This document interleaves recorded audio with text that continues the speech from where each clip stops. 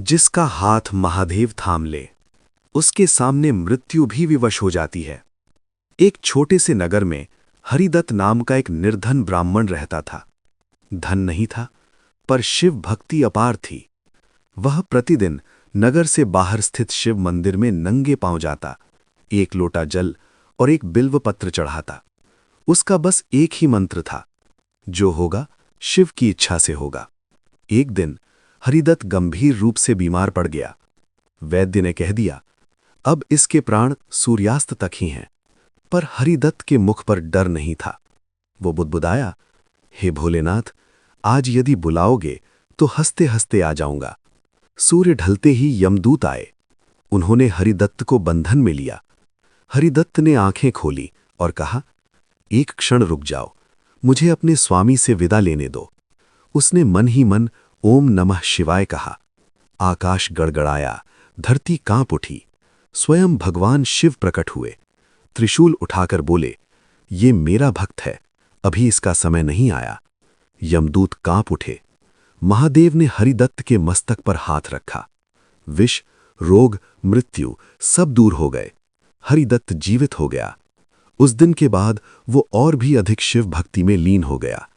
भगवान शिव कहते हैं, जो मुझे निस्वार्थ भाव से भजता है, उसकी रक्षा मैं स्वयं करता हूं। मेरे भक्त को मृत्यु भी अनुमति लेकर आती है। सच्ची भक्ति मृत्यु से भी बड़ी है। भय जहां समाप्त होता है, भक्ति वहीं जन्म लेती है। शिव नाम सबसे बड़ा कवच है। महादेव अपने भक्तों को अकेला नहीं छोड़ते। कभी कभी ईश्वर दंड नहीं देते, दिशा बदलते हैं, और वही दिशा मोक्ष का मार्ग बन जाती है। एक समृद्ध राज्य में राजा विक्रमकेतु शासन करता था। वीर, विद्वान, पर भीतर से अहंकार से भरा। वो कहा करता, मेरे राज्य में किसी देवता की आवश्यकता नहीं। साधुओं का अपमान, मंदिरों की उपेक्षा, यही उसकी पहचान बन गई। एक दिन एक महान ऋषि राज दरबार में आए। राजा ने आदर न किया, हंसकर बोला, तब से क्या मिलता है, राज्य तलवार से चलता है। ऋषि का हृदय आहत हुआ। उन्होंने कहा, राजन, अहंकार का भार तू मनुष्य रूप में नहीं उठा सकेगा। और श्राप दिया, तू 12 वर्षों तक वन में भटकता प्राणी बनेगा, तब तुझे सत्य ज्ञात होगा। क्षण भर में राजा एक काले कुत्ते में परिवर्तित हो गया। भूख, प्यास, तिरस्कार सब सहना पड़ा। वही राजा अब दर दर भटकता। पर नियति देखिए, उसी वन में एक प्राचीन शिवलिंग था। रात में वो कुत्ता अनजाने में शिवलिंग के पास लेट जाता। बारिश में उसके शरीर से टपकता जल शिवलिंग पर गिरता। ये अनजानी अभिषेक सेवा थी। 12 वर्षों तक वो वहीं रहा। न शिकायत, न क्रोध, बस मौन। धीरे धीरे अहंकार गल गया, विनम्रता जन्मी। एक महाशिवरात्रि की रात तेज प्रकाश हुआ। स्वयं भगवान शिव प्रकट हुए। महादेव बोले, विक्रमकेतु, तूने बिना जाने मेरी सबसे कठिन सेवा की है। तूने अहंकार त्यागा, यही सच्ची भक्ति है। क्षण भर में कुत्ता पुनः मनुष्य बना, पर अब वो राजा नहीं, भक्त था। महादेव के आदेश से वो राज्य लौटा, पर सिंहासन त्याग कर शिव मंदिर का सेवक बन गया। राज्य उसके पुत्र ने संभाला, धर्मपूर्वक।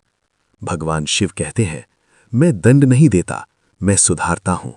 जो अहंकार छोड़ दे, वही मुझे पा लेता है। कथा का अमृत। अहंकार सबसे बड़ा बंधन है। अनजानी भक्ति भी स्वीकार्य है। ईश्वर दंड को भी साधना बना देते हैं। शिव करुणा के सागर है। प्रिय भक्तगण, भगवान शिव ज्ञान से नहीं, शक्ति से नहीं, भाव से प्रकट होते हैं। और मां का भाव सबसे पवित्र होता है। एक छोटे से गांव में कौशल्या नाम की एक विधवा मां रहती थी। उसका एक ही पुत्र था, माधव। धन नहीं, सहारा नहीं, पर शिव पर अटूट विश्वास था। मां रोज मिट्टी का छोटा सा शिवलिंग बनाकर जल चढ़ाती और कहती, हे भोलेनाथ, मेरे बेटे की रक्षा करना। एक दिन माधव झूठे आरोप में राजा के सैनिकों द्वारा बंधक बना लिया गया। दंड था अगले दिन मृत्यु। गांव कांप उठा, पर मां कौशल्या रोई नहीं। वो उसी रात शिवलिंग के सामने बैठ गई। न भोजन, न नींद, बस एक ही पुकार, हे शिव, अगर मेरा बेटा दोषी है तो मुझे दंड दो, उसे नहीं। रात भर उसकी आंखों से आंसू गिरते रहे। वे आंसू शिवलिंग पर गिरे। अचानक धरती हिल उठी, आकाश से गर्जना हुई, स्वयं भगवान शिव प्रकट हुए। महादेव बोले, मां, तेरे आंसुओं ने मुझे विवश कर दिया। उसी क्षण राजमहल में सच्चाई प्रकट हो गई। वास्तविक अपराधी स्वयं स्वीकार करने लगा। माधव को मुक्त कर दिया गया। गांव ने देखा, जिस बेटे को मृत समझ लिया गया था वो जीवित लौटा। महादेव ने मां से कहा, तेरी भक्ति आने वाली पीढ़ियों की रक्षा करेगी। उस गांव में आज भी कहा जाता है, यहां किसी मां की आंखों से आंसू गिरे तो शिव जाग जाते हैं। भगवान शिव कहते हैं, मां की पुकार मेरे लिए आदेश होती है। जहां भाव शुद्ध हो वहां मुझे आना ही पड़ता है। मां की भक्ति सबसे बड़ी शक्ति है। आंसू भी अभिषेक बन जाते हैं। शिव न्याय के देवता है। सच्चा भाव चमत्कार रचता है। जो कहते हैं अब चमत्कार नहीं होते, पर सत्य यह है कि अब भी होते हैं, बस देखने वाली आंख चाहिए। उत्तर भारत के एक छोटे से कस्बे में रामदास नाम का एक रिक्शा चालक रहता था। न धन न विद्या, बस एक आदत थी। हर सवारी से पहले मन ही मन कहता, हे भोलेनाथ, आज भी काम दे देना। रिक्शे के आगे एक छोटा सा त्रिशूल और पीछे फटी हुई तस्वीर भोले बाबा की। एक रात भयंकर बारिश हुई। सड़कें सुनसान थीं। रामदास अंतिम सवारी छोड़कर घर लौट रहा था। अचानक उसका रिक्शा एक गहरे गड्ढे में फंस गया।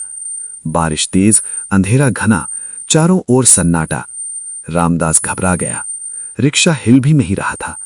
उसने पहली बार जोर से पुकारा, हे महादेव, आज बचा लो, कल से मंदिर में तेरी सेवा करूंगा। उसी क्षण धुंध के बीच एक सफेद वस्त्रधारी वृद्ध प्रकट हुए।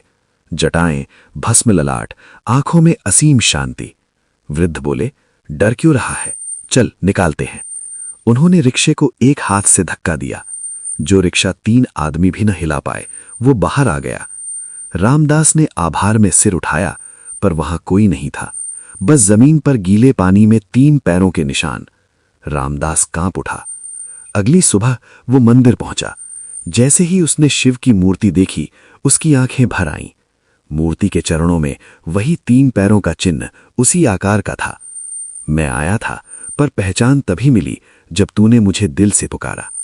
आज भी रामदास मंदिर की सेवा करता है। कस्बे में आज भी लोग कहते हैं कि अगर मन सच्चा हो तो कलयुग में भी महादेव स्वयं आते हैं।